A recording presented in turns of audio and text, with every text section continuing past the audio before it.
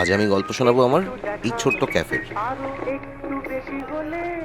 আমার ছোট্ট ক্যাফে, নিজের হাতে তৈরি ক্যাফে, প্রচণ্ড আপন, নিজের কাছের ক্যাফে, যেখানে রোজ আমি অনেকটা সময় কাটাই। সকালের চা, যা আবার এই কারেন্ট অফ, মানে এই এই সিএসসি রিসেন্টলি এত কারেন্ট অফ হচ্ছে এখন। দেশলাই দেখি এটা, দেশলাই এখন কারেন্ট অফ হয় না, হাতের কাছেও থাকে না। এই এই তো পাওয়া গেছে, পাওয়া গেছে। হ্যাঁ, এ বাবা, এটা আরেক, এটা লাস্ট কাঠি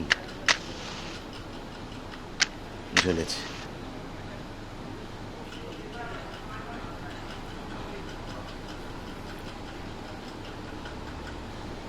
যা, এইবার আর তো কাঠিও নেই।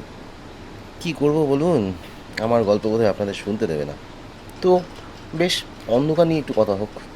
আলো আর অন্ধকার বেশ ভালো লাগে না?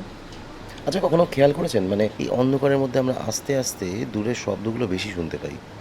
আসছে কানে, দেখুন, ওই যে দূরে কথা বলছে, টেলিফোন বাজছে, ওই ওই ওই আর সাইকেল গেল, কত কিছু না আমিও শুনতে পাই। প্রত্যেকটা শব্দ, প্রত্যেকটা আওয়াজ আমার কাছে স্পষ্ট। কিন্তু হ্যাঁ, মানে কারেন্ট কখন আসবে, তাই না? আপনাদেরও বোর করছি, কারণ এই অন্ধকারের মধ্যে কার এরকমভাবে গল্প শুনতে ভালো লাগে?